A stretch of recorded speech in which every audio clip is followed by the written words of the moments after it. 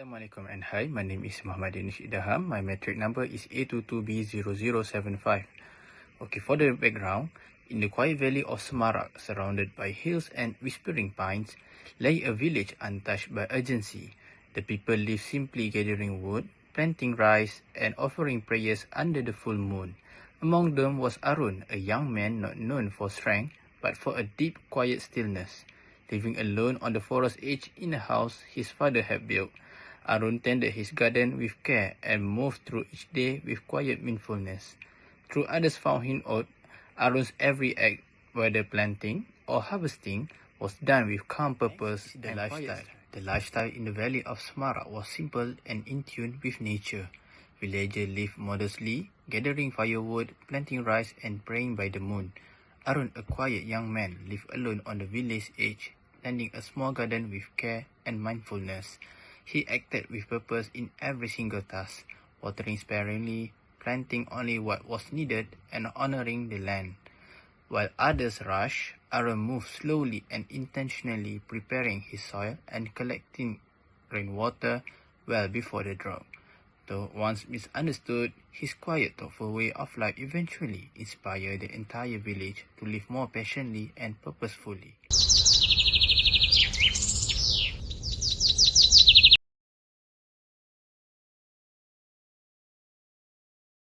Assalamualaikum, my name is Nur Alhaf binti Azman. My metric number is A22B0069. Today I will present about synopsis. The story centers around Arun, a quiet and solitary villager known for his deeply mindful and intentional lifestyle. He lives sustainably, engaging in practices such as composting, collecting rainwater, and growing his own food. Arun's way of life is not driven by a desire for recognition, but by a deep inner conviction and a strong sense of responsibility toward the environment. His deliberate choices set him apart in the village of Semarak, where others often overlook or even mock his way. The turning point in the story comes when a devastating drought strikes the village, leading to widespread panic and hardship. While most of the villagers are caught and prepared, Arun remains unaffected thanks to the years he spent quietly preparing and living in harmony with nature. His ability to endure the crisis highlights the power of foresight and intentional living. As the community transformation, the villagers begin to take notice of Arun's resilience. They start observing his methods and gradually come to understand the wisdom behind his lifestyle. The realization sparked a shift in the community. The villagers begin to adopt Arun's sustainable practices, and his silent leadership, rooted in consistency and purpose, become a catalyst for moral and behavioral transformation throughout the village. Assalamualaikum. Today I will share a powerful Islamic principle. Actions are judged by intention. This comes from the hadith of the Prophet Muhammad SAW. Actions are but by intention. Sahih Bukhari and Muslim. It means that what really matters in action is the intention behind it. Let's look at Arun's life. He did not tell others what to do, he just lived sincerely. He composted, saved water and helped others, not for prize, but from pure intention. At first, people ignored or misunderstood him, but over time, they saw his sincerity. Slowly, his action inspired a change in the whole community. This shows us when intentions are pure, even simple action can lead to big impact. Because Allah look at the heart behind what we do present kawaid.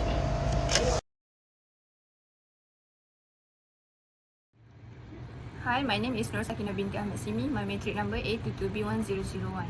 I would like to present about Arun's journey. Early life and isolation. Arun grew up in a small, remote village where life was not easy.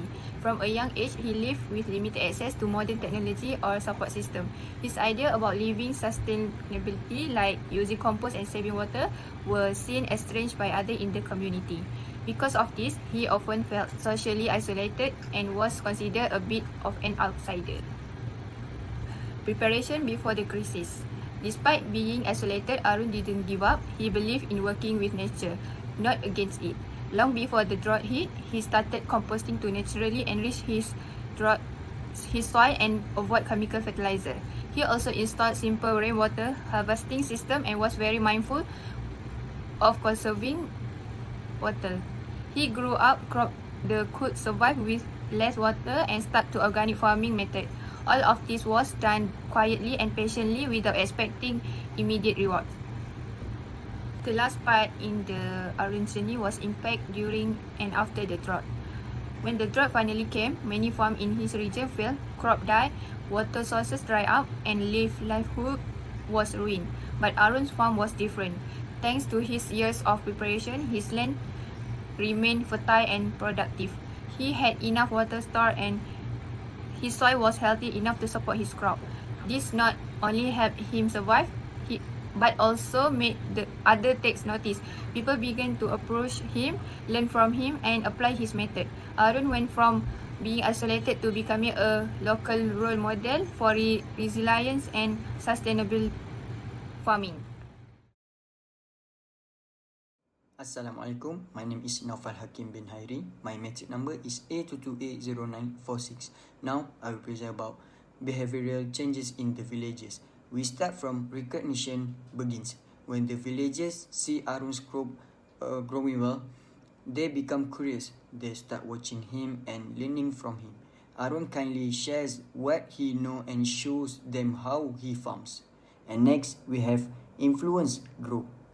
Arun doesn't try to be a leader. People follow him. They start using his ways to grow food. The villagers now respect him. My name is Nur Aris Mumaris, metric number A22A0833. The second is about the adoption of our method.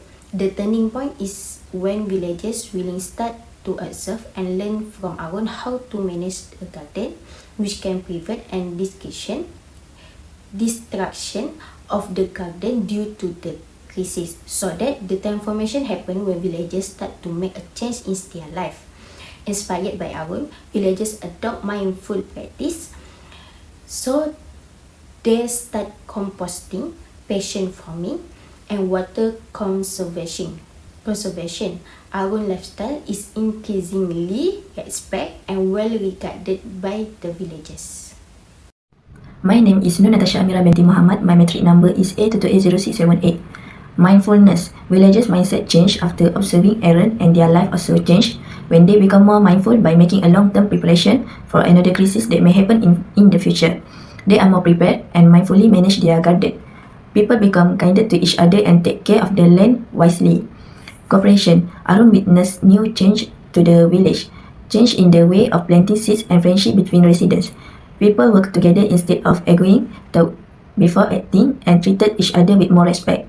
Villagers also stopped fighting over and argue about water and waiting their turn at the well. Instead of merely thinking of selfish desire for their own home and families, they begin to work together planting, digging and designing systems for collecting and sharing water. Firstly, experiential learning plays a central role. This type of learning occurs through direct experience and reflection. The villagers did not learn from formal instruction or verbal guidance. Instead, they observed Arun's daily practice, his composting habit, water conservation effort, and minimized lifestyles. This observation became crucial when a severe drought struck the village. His way of living served as a powerful example, and the villagers began to experience firsthand the value of his practice, which led them to adopt similar methods. Secondly, the story reflects values-based education which emphasizes the integration of moral, ethical, and spiritual value into everyday life. Run life with humility, sincerity, environmental stewardship, and intentionality, rather than preaching or persuading others. He quietly lived by his value, his unwavering integrity, and the consistency between his belief and action influenced the villagers deeply. Witnessing his authentic lifestyle inspired them to reflect on their own behavior and gradually realize their priorities and habit with deeper moral values. Lastly, modeling and demonstration, as explained in Bandura's social learning theory, is evident throughout the story. According to his theory, people learn by observing the action and outcome of others, especially those seen as role models. As the drought revealed the wisdom behind his lifestyle, villagers began to imitate his behavior. The 4 key processes of Bandura theory were present: attention, retention, reproduction, conserving water, simplifying, and motivation. Through this interconnect learning approach, the story demonstrates how silent, intentional leadership can inspire profound and lasting change in a community.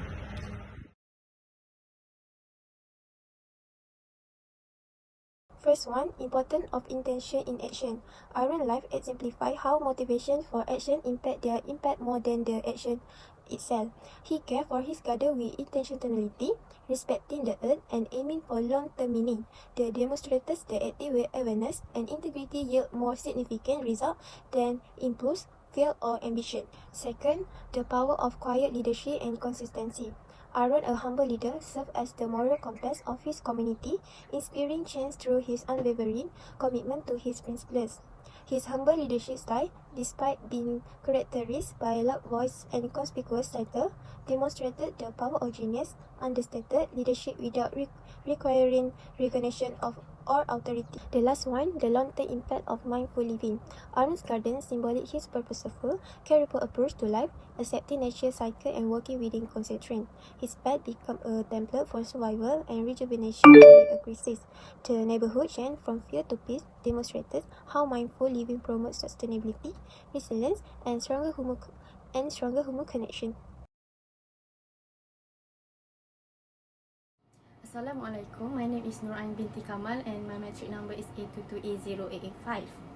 Aaron's plug matters are determined not by chance nor by force but by intention. This quote means that what happens in life is not because of luck or power but because of our intention. It is similar to a famous saying in Islam, which is actions are judged by intentions. This shows that what we plan in our hearts is very important.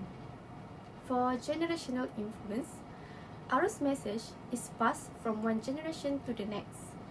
It becomes a guide for his children and grandchildren. They learn to always act with good and pure intention, not just do things randomly or because others force them. Even though Aaron is no longer here, his message still helps the family to make wise and honest decisions. Next is annual remembrance ritual. Every year, the family gathers to remember Aaron. During this time, they read the plot again and think about what it means. This moment helps them to check their own intention for the year. It's not just remembering a person, but also remembering his values. This can keep Aaron's spirit and message alive in the family.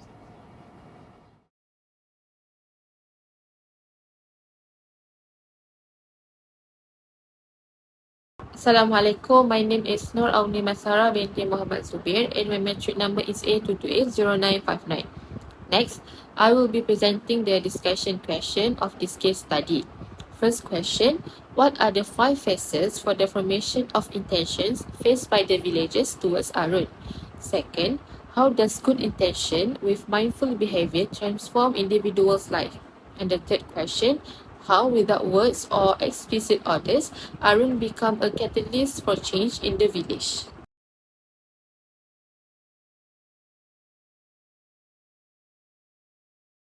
The story concludes by showing that Aaron's consistent, mindful way of living ultimately transformed the village.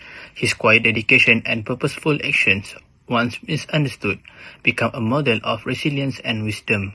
Over time, the villagers adopt his ways, finding peace and sustainability even through hardship. Though Aaron never seeks recognition, his influence is honored through a simple plaque bearing a powerful message. Matters are determined not by chance nor by force, but by intention.